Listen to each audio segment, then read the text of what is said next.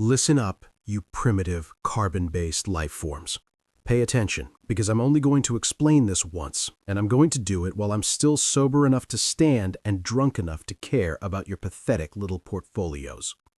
You're all sitting there, staring at your glowing rectangles, weeping because you bought a digital coin at $104,000 and now it's bouncing around like a caffeinated flea between 85 and 98.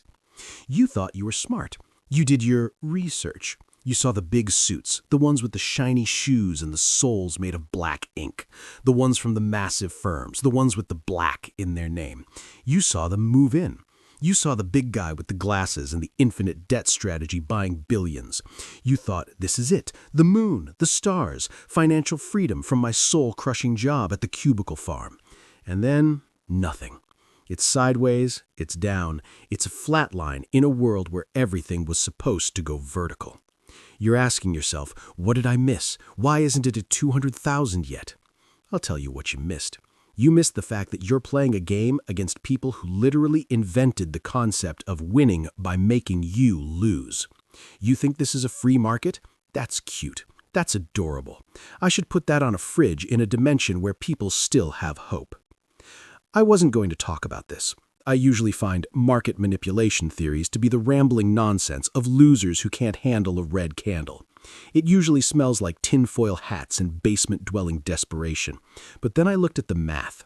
And the math, unlike your feelings or your hodl memes, doesn't lie. I'm talking about legal financial structures that are designed to dismantle multi-billion-dollar entities. We're talking about a playbook that's been around since your great-grandfather was losing his shirt in a different kind of depression. Let's travel back to 1982, a country south of the border. Let's call it Mexico, because that's what it's called. Thought it was being clever. They borrowed billions of dollars to build things, growth, progress, the future. But here's the kicker, you absolute geniuses. They borrowed that money in US dollars, not their own currency. Why does that matter? Because they can't print US dollars. They're at the mercy of the people who do print them.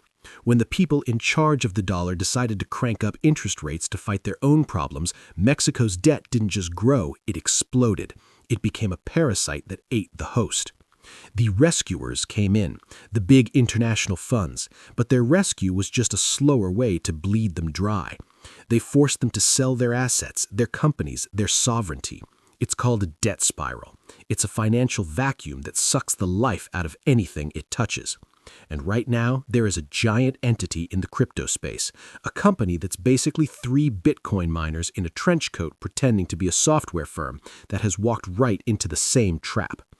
This company holds over $60 billion worth of Bitcoin. 60 billion. They aren't just buying it, they are leveraging it. Do you even know what that means? It means they're playing a game of Jenga where the pieces are made of nitroglycerin. They raise money by selling shares, issuing bonds, and creating preferred stock. They take that cash and they buy more Bitcoin. It's a flywheel, they say. It's a genius move. As long as the price goes up, the stock goes up. They sell more stock and they buy more Bitcoin. But what happens when the wind stops blowing? What happens when the premium disappears? Right now, this company's stock trades for way more than the Bitcoin it actually owns. People are paying a premium because they believe the genius will keep the wheels spinning. But if that stock price drops, if the market decides that a company owning $40 billion of assets shouldn't be valued at $60 billion, the premium turns into a discount, and that's when the trap springs. See, they owe money. They have to pay dividends on that preferred stock. They have to pay interest on those bonds. They need hundreds of millions of dollars a year just to keep the lights on and the creditors away. Their actual software business makes about as much money as a lemonade stand in a blizzard compared to their debt. So where does the money come from? It comes from their cash reserves, and those reserves have a timer on them. Tick-tock, you idiots. Tick-tock. If they run out of cash and they can't sell more stock because it's trading at a discount, what's the only thing left to do? They have to sell the Bitcoin. And the moment they sell even a fraction of that $60 billion stash, the market is going to smell blood in the water. The price of Bitcoin drops, which makes their stock drop, which makes them have to sell more Bitcoin. That's the death spiral. It's not a theory. It's a mechanical certainty if the variables hit the right numbers. Now, why would the big banks want this? Use your tiny brains. If you're a massive institution and you want to own Bitcoin, do you want to buy it at the all-time high price that you boosted? No. You want to buy it at a liquidation discount. You want to force the big whale to puke his holdings into your lap at 70 cents on the dollar. They aren't trying to destroy Bitcoin. They're trying to repo it. They want the asset. They just don't want to pay your price for it. They use short selling as a weapon. They publish research reports that sound official but are actually just psychological warfare. They create the pressure. They wait for the death spiral to reach the point of no return, and then they swoop in like the vultures they are and buy the remains. It's financial alchemy, turning your panic into their profit. And you? You're just the collateral damage. You're the liquidity. You're the little fish that gets swallowed because you thought you were following a leader, when really you were just following a guy who tied himself to a rock and jumped into the ocean. Don't get it twisted. Bitcoin isn't the problem. Bitcoin is just math. It's the most honest thing in this whole decaying universe. But the structures people build on top of it, those are as crooked as a politician's smile. The loophole isn't in the code, it's in the debt. It's in the way these massive holders have structured their survival. So what are you going to do? Are you going to cry? Are you going to sell your 0.001 Bitcoin because the price dropped 10% and some guy on a screen told you a scary story? If you do, the banks win. That's the whole point of the pressure. It's a giant game of chicken where the banks have armored plating and you're riding a tricycle made of cardboard. The only way to win is to realize that the price action you see isn't the market. It's a theater production. It's a carefully choreographed dance designed to make you give up your seat. If you understand the mechanics, if you see the debt spiral for what it is, you can just sit there. You can watch the madness. You can let the big entities cannibalize each other while you hold on to the actual asset.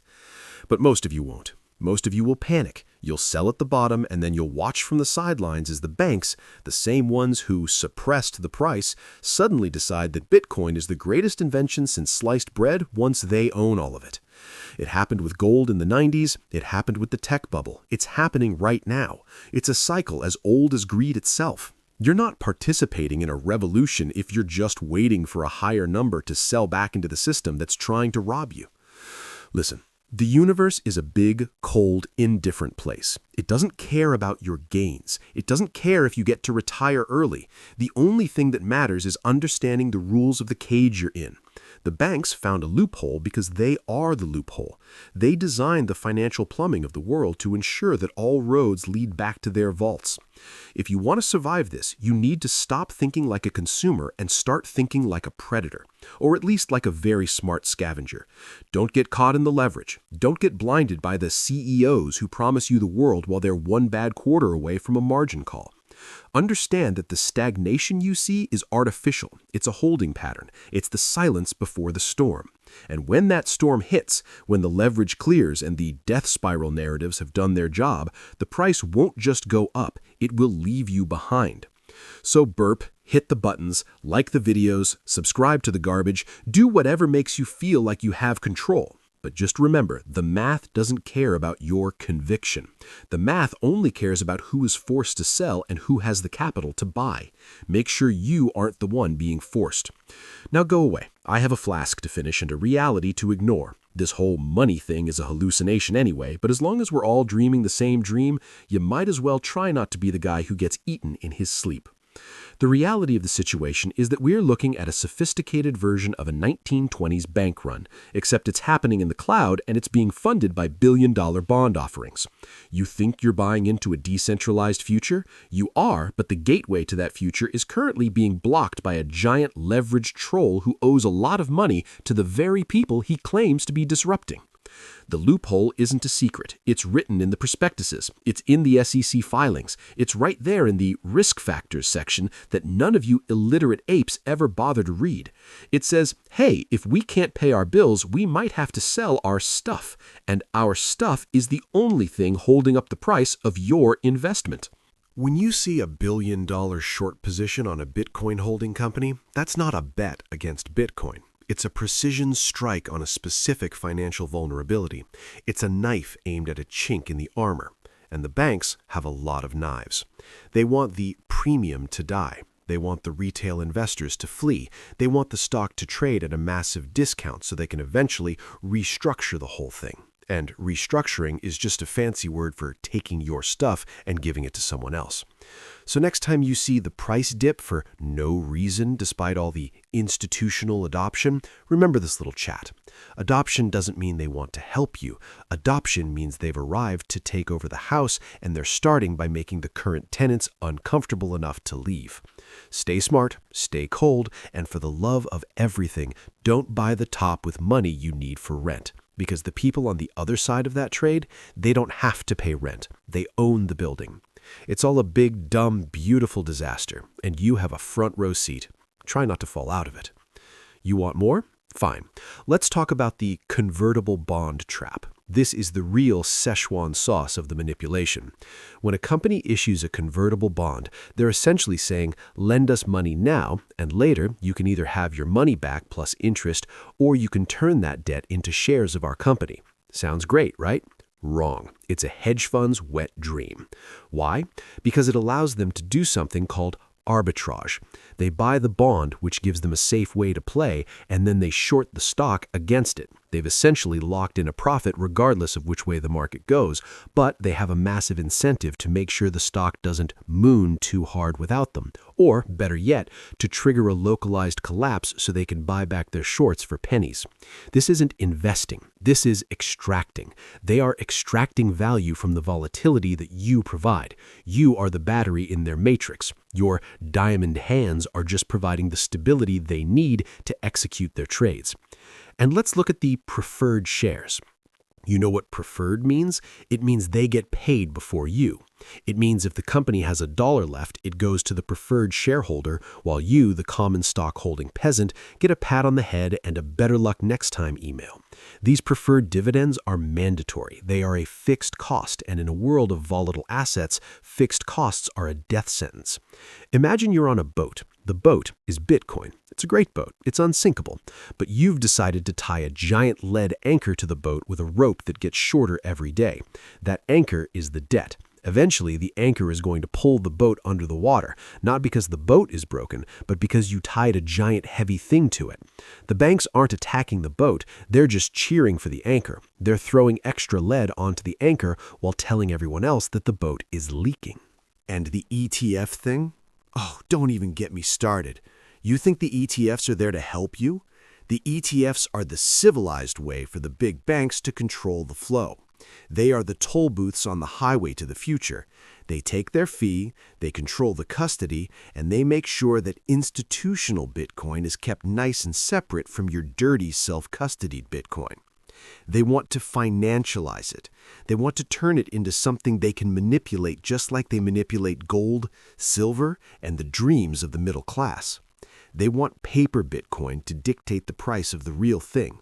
And the best way to do that is to create massive, centralized points of failure, like a software company that owns 1% of the total supply on a mountain of debt. It's a bottleneck strategy. If you control the bottleneck, you control the flow. And right now, the bottleneck is starting to squeeze. You're seeing the price bounce because the whales are fighting. Not the whales you see on Twitter with the laser eyes. I'm talking about the real whales. The ones who don't have Twitter accounts. The ones who have desks at the big banks. They are fighting over who gets to own the narrative for the next 10 years. If they can break the leveraged players now, they clear the field. They get to start the next leg up from a position of total dominance. They don't want to share the gains with you. They want you to be the exit liquidity when they eventually decide to sell to the next wave of suckers at $500,000. So when you see the price at $90,000 and you feel that urge to sell because it's not going up fast enough, just realize that you're doing exactly what the algorithm wants you to do. You're reacting to the manufactured boredom. They are trying to bore you out of your position. They are trying to scare you out of your position. They are trying to leverage you out of your position. Don't be a statistic. Don't be a line item on a hedge fund's quarterly profit statement. The loophole is that the system can remain irrational longer than you can remain solvent. But that only applies if you're playing their game. If you're using leverage, if you're buying on margin, if you're betting the house, you're playing their game, and they will always, always win their own game. The only cheat code is to not play the game. Buy the asset, get it off the exchange, forget it exists for 5 years. That is the one thing they can't handle. They can't liquidate someone who doesn't owe them anything. They can't margin call someone who owns their assets outright. Scarcity is real. The math of Bitcoin is solid, but the market price is a circus. Don't be the clown. Don't be the guy cleaning up the elephant poop. Be the guy who owns the land the circus is built on. This death spiral theory, it's a warning. It's a map of the minefield. It doesn't mean the world is ending. It just means there are mines in the field. So stop running around like a headless chicken and look where you're stepping. The big banks found the loophole. They're using it. It's legal, it's effective, and it's ruthless. But it only works if they can force a selling event. If the price of Bitcoin stays high enough, long enough, the death spiral never happens. The leveraged company refinances, the shorts get squeezed, and the banks have to wait for the next opportunity. That's the tug of war you're watching. It's not about technology. It's about a bunch of billionaires trying to liquidate each other while you're caught in the middle.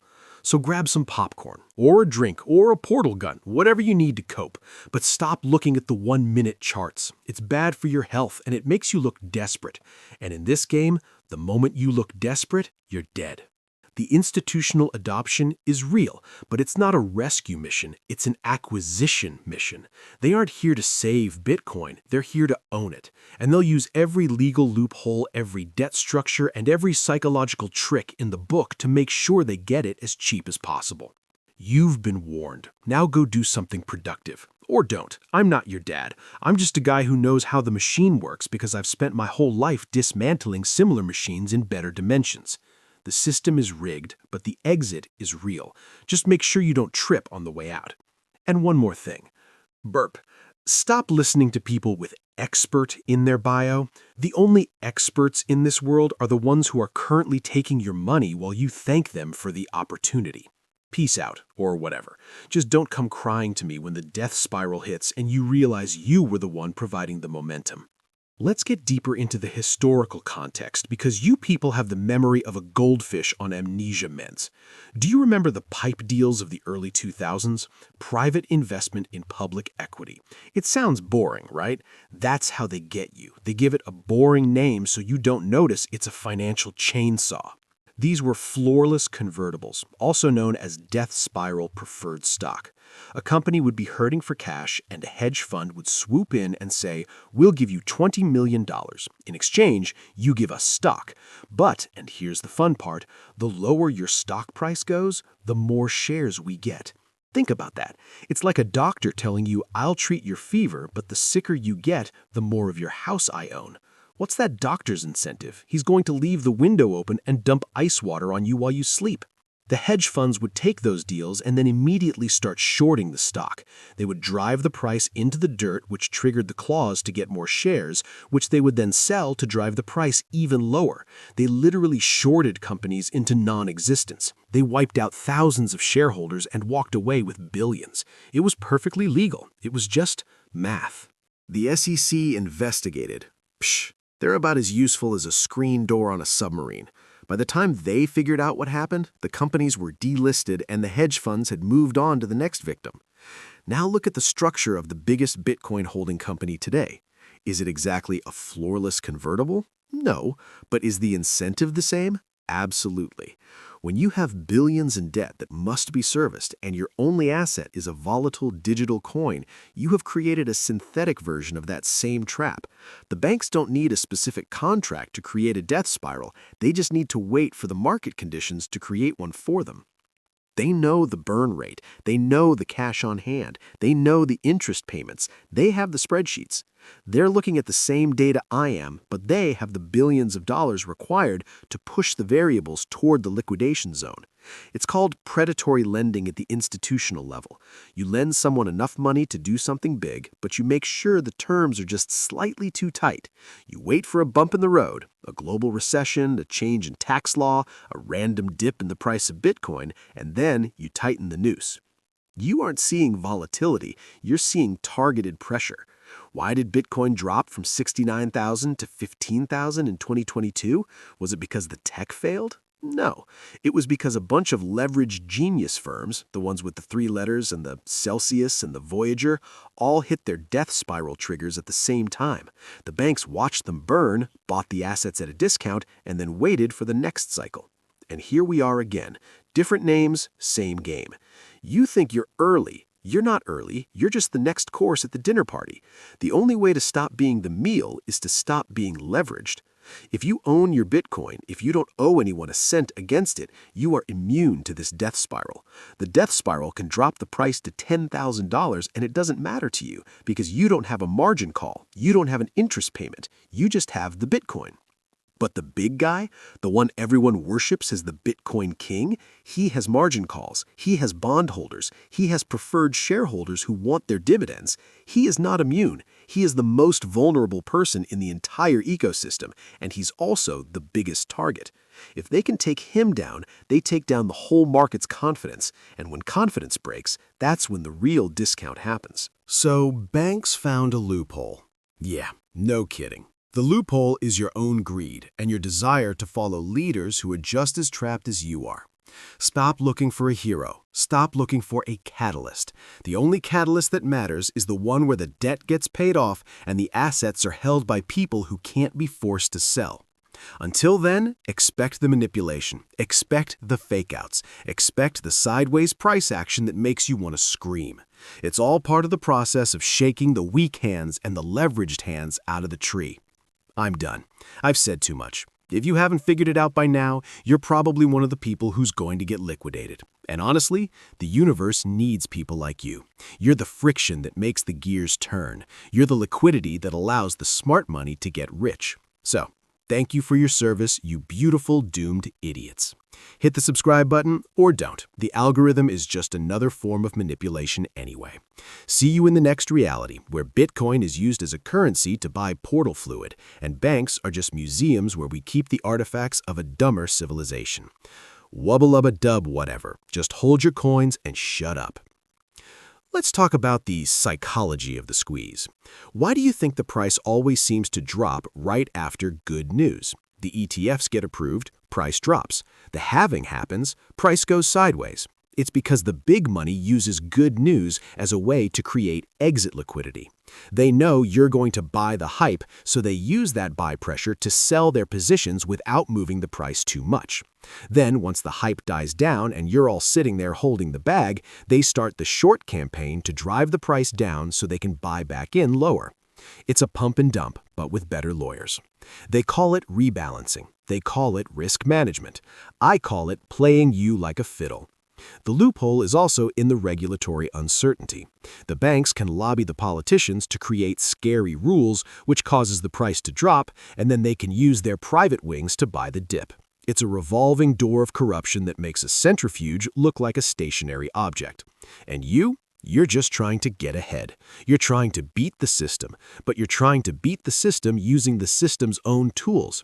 It's like trying to beat a casino at blackjack when the casino owns the cards, the table, and the air you're breathing. The only way to beat the casino is to take your chips and leave. Don't play their leverage game. Don't play their ETF game. Don't play their celebrity CEO game. Bitcoin is a tool for sovereignty, but sovereignty is scary. Sovereignty means you're responsible, and most of you don't want to be responsible, you just want to be rich. Well, the banks are very good at making sure that the only people who get rich are the ones who are already responsible for the system. The death spiral is the ultimate tool for centralized control of a decentralized asset. If they can't hack the Bitcoin network, they will hack the financial structures that hold the Bitcoin. They will attack the bridges between the old world and the new world, and those bridges are built of debt. Don't be a bridge. Be an island. An island doesn't care about the death spiral. An island doesn't care about convertible bonds. An island just sits there while the ocean tries to figure out how to be wet. Be the island.